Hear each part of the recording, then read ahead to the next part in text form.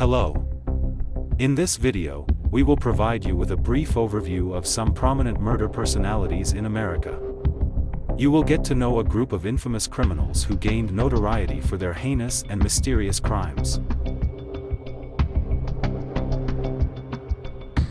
David Berkowitz, also known as the Son of Sam or the .44 caliber killer, was a notorious serial killer who terrorized New York City during the summer of 1976. Armed with a .44 caliber bulldog revolver, he embarked on a chilling spree of shootings that resulted in the deaths of 6 individuals and left 7 others wounded. Berkowitz's heinous acts sent shockwaves throughout the city, instilling fear and paranoia in the hearts of its residents. What made Berkowitz particularly terrifying was not only the brutality of his crimes but also his calculated taunting of the authorities and the public. He would send cryptic letters to the police and the press, gloating about his murders and ominously promising more violence to come. These letters added an extra layer of psychological torment to an already terrorized community, as they anxiously awaited the next move of this elusive killer. The city of New York was gripped by a sense of panic and unease, with residents living in constant fear of becoming the next target. The police launched a massive manhunt, desperately trying to apprehend the elusive Son of Sam. Despite their efforts, Berkowitz managed to evade capture for over a year, leaving a trail of fear and devastation in his wake. However, the tide began to turn in August 1977 when Berkowitz's luck finally ran out. While parked near his apartment in Yonkers, he was noticed by a vigilant neighbor who found his behavior suspicious.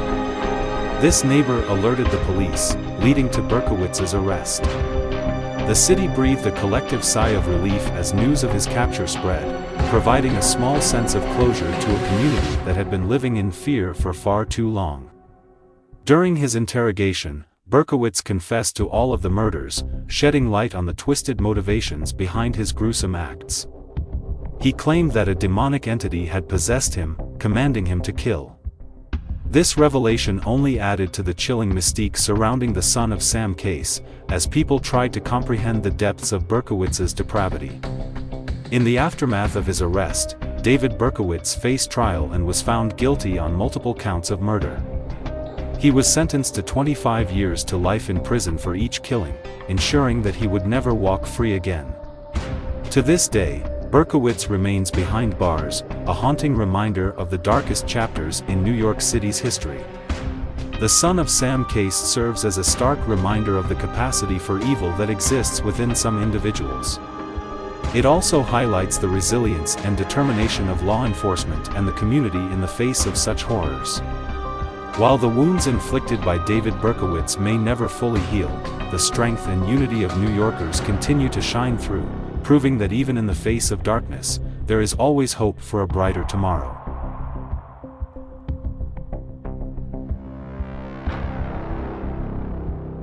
Edmund Kemper, infamously known as the Co-Ed Killer, was a chilling figure in the annals of American crime. His dark and horrifying story unfolded in the 1970s, leaving a trail of tragedy and terror in its wake. Kemper's acts of violence and depravity shocked the nation, forever etching his name into the darkest corners of criminal history. The chilling saga of Edmund Kemper began when he was just a teenager, as he committed an unthinkable act that would foreshadow the horrors to come. At the age of 15, Kemper murdered his own grandparents in a fit of rage, an act that would serve as a haunting prelude to his future crimes.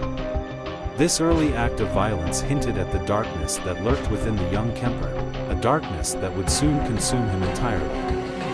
In the years that followed, Kemper's descent into madness continued unabated. He prowled the highways of California, targeting vulnerable young women who hitchhiked their way through life. With a twisted mix of sadism and perverse fascination, Kemper lured these unsuspecting victims to their gruesome fate. He would then subject them to unspeakable horrors, ultimately ending their lives and desecrating their remains. The Santa Cruz area became the hunting ground for Kemper's ghastly deeds. He meticulously planned each murder, ensuring that his victims would never have a chance to escape his clutches. After taking their lives, he would dissect their bodies, savoring every macabre moment and indulging in his necrophilic desires. Kemper reveled in the power he held over his victims, reveling in the sickening satisfaction that came with extinguishing their lives. But Kemper's insatiable bloodlust didn't stop there. In a shocking turn of events, he turned his murderous intentions towards his own mother. Consumed by a toxic mix of hatred and resentment, Kemper took her life, forever severing the last remaining ties of his shattered humanity. He didn't stop at his mother, though, as he also claimed the life of one of her friends, leaving a wake of devastation that would haunt the community for years to come.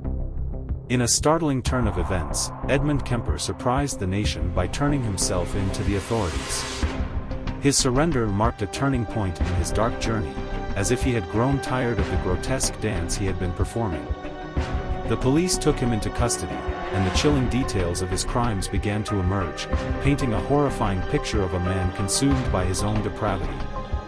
The subsequent trial of Edmund Kemper was a harrowing affair, as the full extent of his monstrous acts was laid bare for all to see.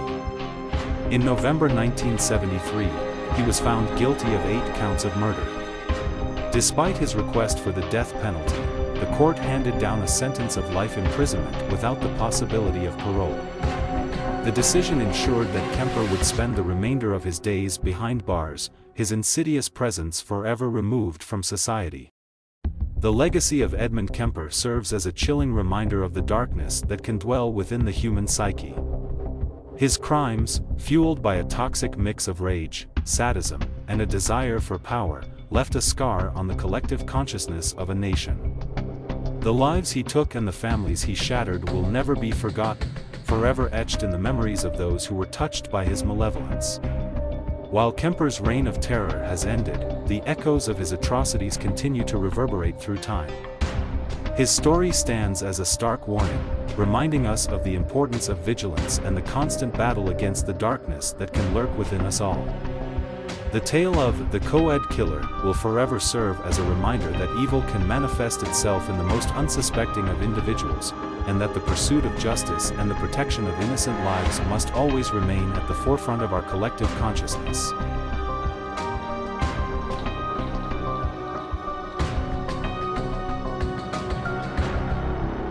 In 1969, Donald P. Wee Gaskins embarked on a chilling spree of violence, targeting unsuspecting hitchhikers he encountered while traversing the winding coastal highways of the American South.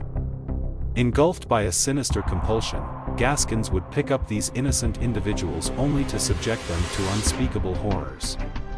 His acts went beyond mere murder, as he derived pleasure from torturing and mutilating his victims, leaving a trail of devastation in his wake.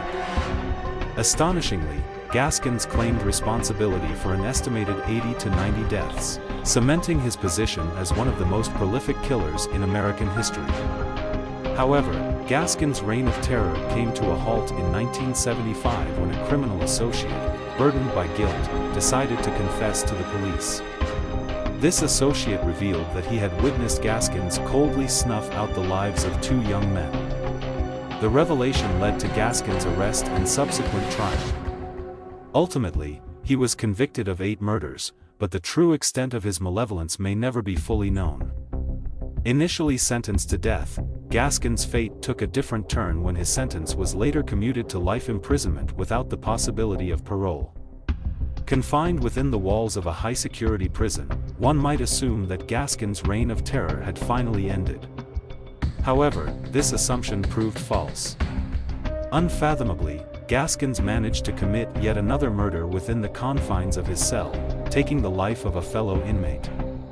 This ghastly act made him the only man in history to have killed another inmate while on death row.